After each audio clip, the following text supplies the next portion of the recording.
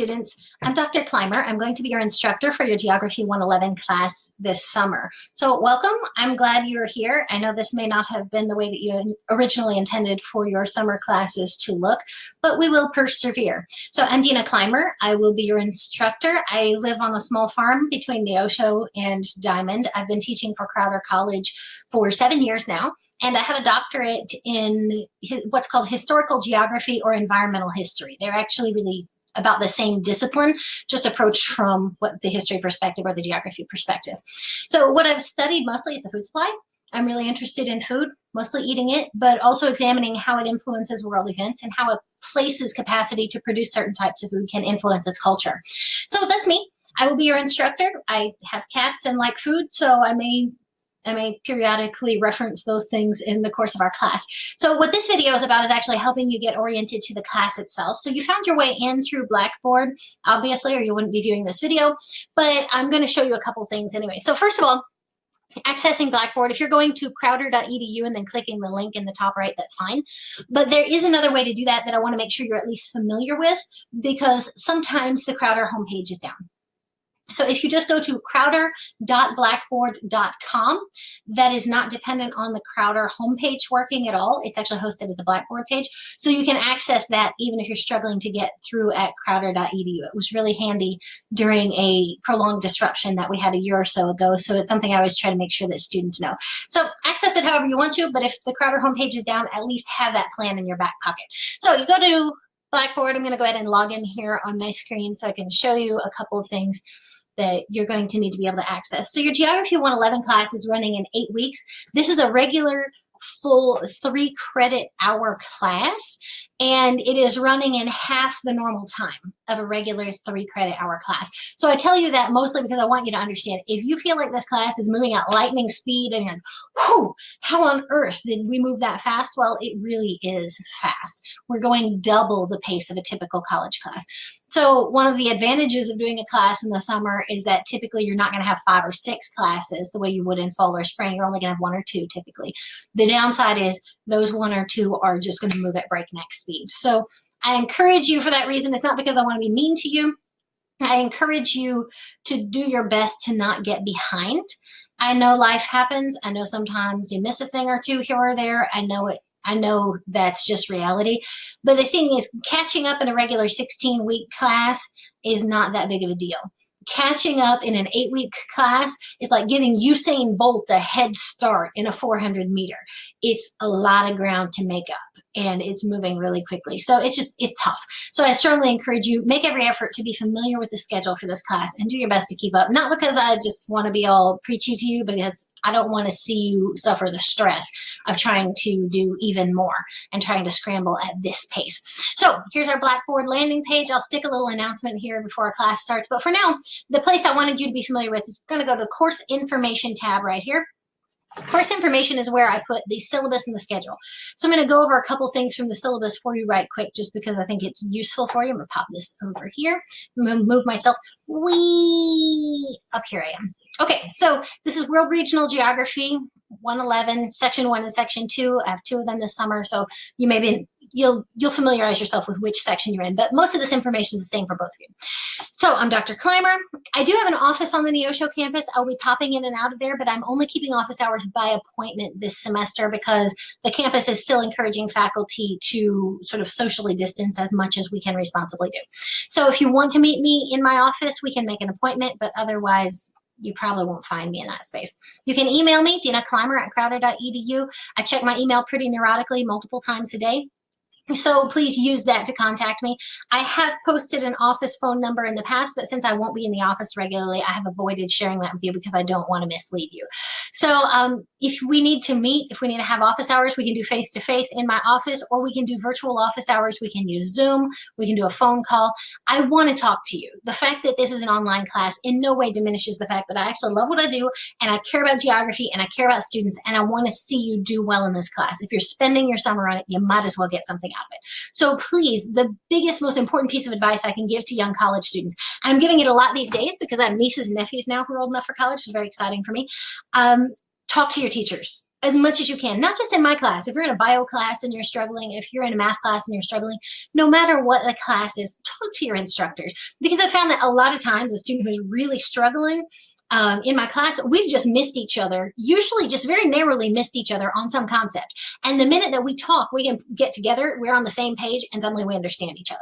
So if you're struggling in a class, the first thing you can do to advocate for yourself, and the thing I recommend the most, is just talk to your teachers. We'll help you. They pay us to work here. So even if we're not nice, we'll probably help you. So anyway, the required text, Fundamentals of World Regional Geography, 4th edition. Here's the ISBN number.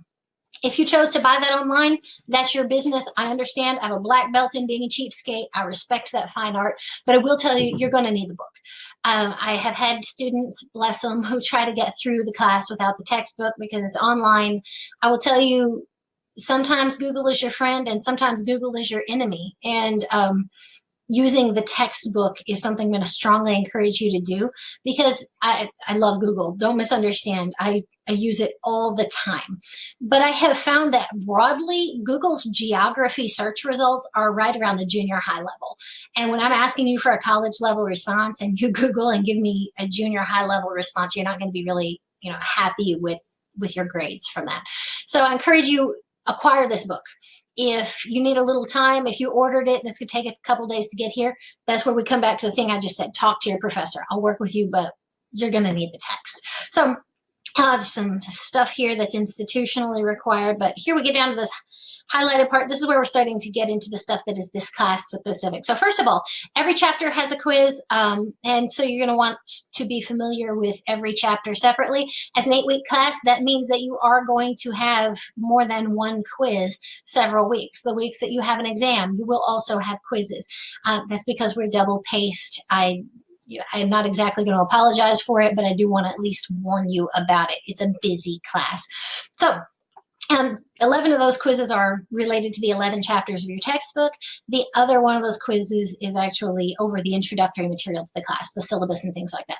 So this highlighted thing here, there are 2 things I'm warning you about here, and I hit this a lot because I hate that I deal with it so much. But first of all, I ask essay questions and I mean business. Do not skip the essay questions. Do not answer an essay in 3 words or 3 sentences. Well, okay, maybe 3 sentences. Don't slack on the essays is what I'm saying. People tend to do that, and I know that depending on the high school you came from, I had high school teachers who are very frank with me. They say, well, I don't really grade the essays. Well, I'm not that. If I ask you to write something, I'm going to read it. I owe that to you as the instructor. And when I ask essay questions, I'm asking you to show me how well you understand a concept. And so if you don't say much, my assumption is that you don't know much, and that's bad. So please, if you're intimidated by essays, again, as I said before, talk to me.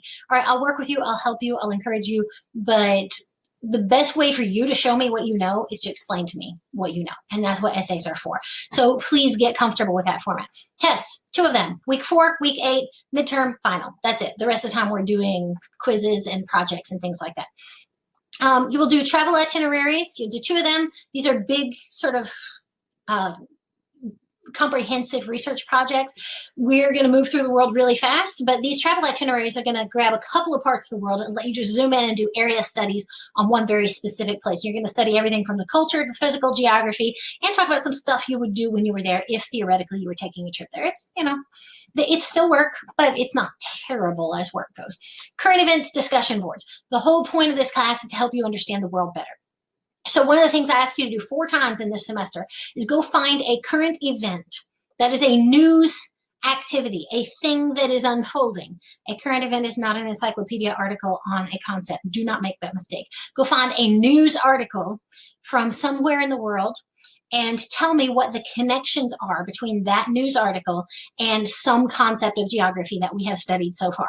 If you're not somebody who reads the news a lot, I understand that. I really wasn't when I was in college. Now I'm an absolute news addict. So I encourage you, as you're reading through the textbook, just ask yourself, what would this look like in the real world? Because what you're going to find is if you are looking for it, geography is sort of like, a blue car. If you're looking for a blue car, you're going to see a blue car. If you're not looking for it, you might not notice it. So make sure you're looking for geography concepts as you just scroll through news headlines and as you see news events pop up, because what you'll find is it's actually everywhere. That's why this class is important. If this class didn't relate to the world around you, I wouldn't enjoy teaching it. The reason I love geography is because it helps make the world make sense. So to that end, you're going to demonstrate that you're seeing those connections by finding 4 times. I think I do that are even numbered weeks. No, odd numbered weeks. Week 1, week 3, week 5, and week 7. You're going to go find a current event and you're going to explain how it connects to concepts we've studied so far. So if you need help with that process, again, if you're not a news junkie, it takes a little time. There's a bit of a learning curve, but you can do it. Get in touch with me. I usually provide you with a few links and say, hey, check these out. They might have some connections. So that's your current events discussion boards. In addition to posting the news event and talking about how it is geography, you're going to react to each other's news events too. And say, hey, have you thought about how it might relate to this concept as well as this concept? Or, I'm not sure that's really this concept. Is it possible that it's actually this concept? So you're going to engage each other because online classes are required to be interactive. And those response components make sure that we're meeting our legal obligation to be interactive. So that's your current events boards. Blackboard, you've already found your way here, obviously. I put stuff in a couple of places for you. Course information is where the syllabus is. That's Crowder policy. All of your classes should have a syllabus there. Course documents is where I put assignment sheets and assignment guides. Use that to find things like your discussion, your current events assignments, and your travel itinerary assignments, that kind of stuff. Assignments are actually organized exactly like your course schedule is organized. So when you click the assignments tab, you're going to see a folder for week 1, week 2, week 3, week 4. Well, it turns out when you go down here to the course schedule, it's organized exactly the same way. Week 1, week 2, week 3, week 4. So this is where you'll find the portals for stuff you need to hand in. It's where you'll find your quizzes, things like that. So grade policies are here, grade percentages are here, inclement weather policy, late work policy, stuff like that, important dates. So we get down here to the schedule. I've divided the schedule up by week, and I've divided every section, every week into 2 parts. I give you the readings, I tell you what it is that you need to look at, and then I also give you the assignments down here. I tell you what you need to do. So look at both of those in every week, and what I encourage you to do, like I said, this class moves really fast, so I'm going to encourage you to actually put this somewhere physically where you can see it. And if you're somebody who struggles with procrastination, well, you're in college, you're old enough to know that about yourself. I'm not out to shame you. Frankly, I've got a black belt in procrastination. It's one of my favorite art forms. I get it. But if you get behind in this class, again, you're catching Usain Bolt after you gave him a head start. It's not a good experience. So to keep that from happening, if you're a procrastinator, print off the last 2 pages of the syllabus, because that's where the schedule is. Post it somewhere where somebody you love but who nags you anyway, like a brother or sister or a parent, will see it and they can nag you. Check off stuff when you finish it.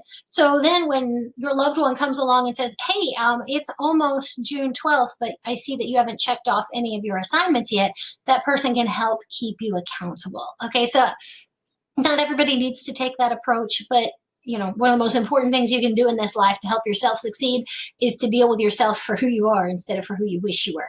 So work on this. If you need an accountability partner, get one, but please don't let yourself get behind. So there you go. That's the course schedule. That's the course syllabus. That hopefully tells you a little bit about what we're going to be doing for the next couple of weeks.